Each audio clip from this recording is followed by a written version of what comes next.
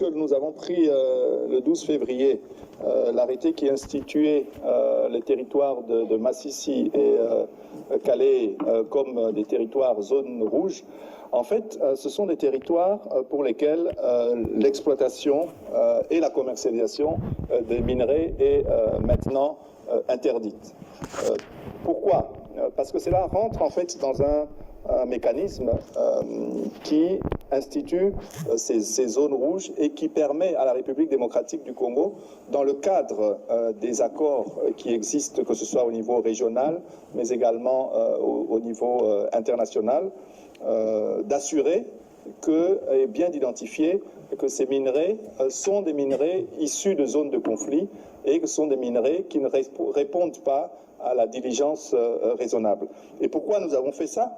En fait, tout simplement parce que ces sites sont exploités illégalement par le M23 ainsi que le Rwanda.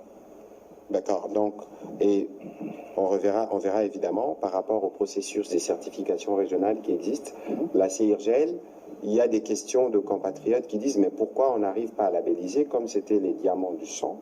Pourquoi on n'arrive pas, pour tout ce qui est pillé par le Rwanda aujourd'hui, pourquoi on ne labellise pas à minerai du sang pour que finalement plus aucun pays ne puisse le racheter ou plus aucune compagnie ne puisse s'approvisionner dans des circuits où les femmes sont violées, les enfants sont tués et les travaux forcés sont faits faire par les enfants? Ben, c'est exactement la démarche et ce sont en fait les premiers pas qui nous amèneront vers tout cela. Et je développerai, par exemple, ici ce que nous pouvons faire et nous allons faire, c'est d'instituer après la suspension des exportations de ces produits au travers du Rwanda, par exemple, dans le cadre de la CIRGL.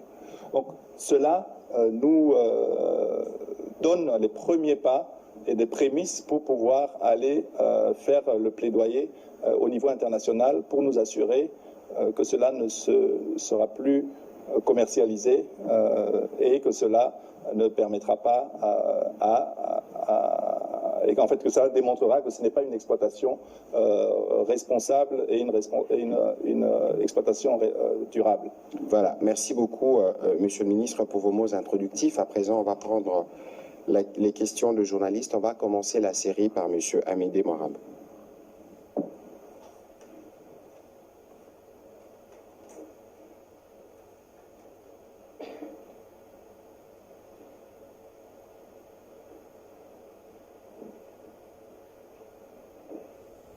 Merci beaucoup, Monsieur le ministre, de la parole. Je vais poser deux questions au ministre des Mines. La première question, Monsieur le ministre, il y a quelques semaines, un média britannique, The Guardian, a publié un article dans lequel il citait 3 sociétés qui étaient impliquées dans l'approvisionnement de minerais pillés, notamment à Roubaïa.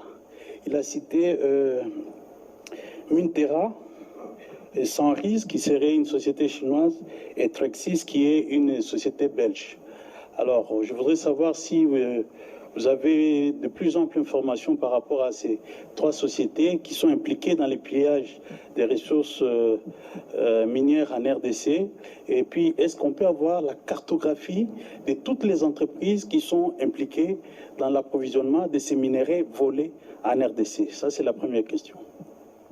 La deuxième question, Monsieur le ministre, je sais que nous avons un fonds minier pour les générations futures et souvent, après des catastrophes, on crée des fonds sociaux pour intervenir, pour venir en aide aux populations qui sont meurtries.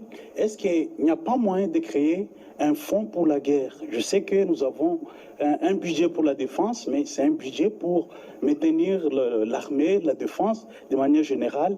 Est-ce qu'on ne peut pas créer un fonds pour faire la guerre?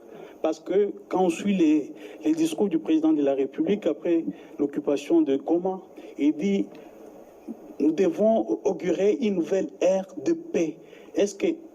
Et pour qu'on ait cette ère de paix, il faut faire la guerre. Est-ce qu'on ne peut pas créer un fonds pour la guerre? Voilà, merci Monsieur le ministre. Voilà, Monsieur le ministre, allez-y. Voilà, merci Monsieur Amédée.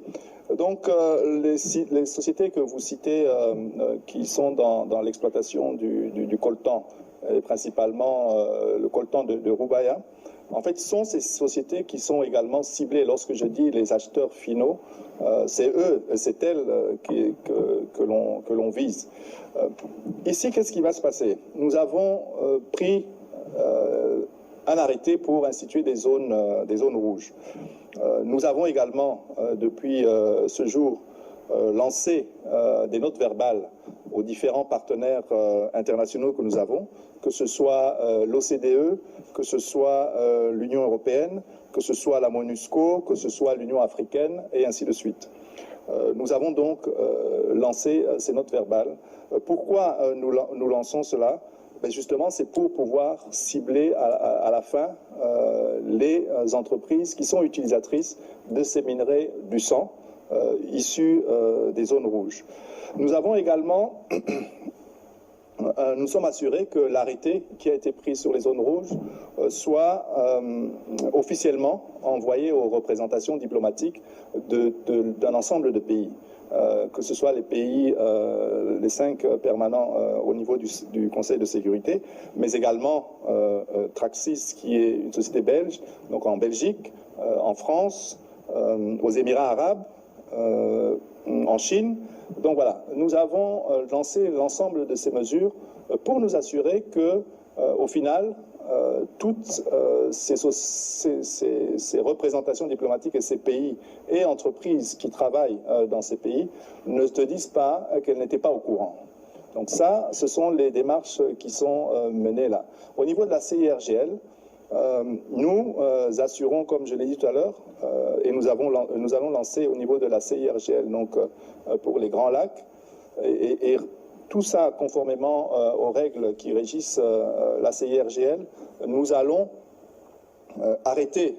demander l'arrêt des émissions des certificats d'exportation pour ce qui sort de ces zones, mais également la suspension, puisqu'on a démontré que cela passe par le Rwanda, d'assurer l'arrêt et la suspension de ces exportations, jusqu'à aller même demander la saisie par les pays par lesquels cela transite.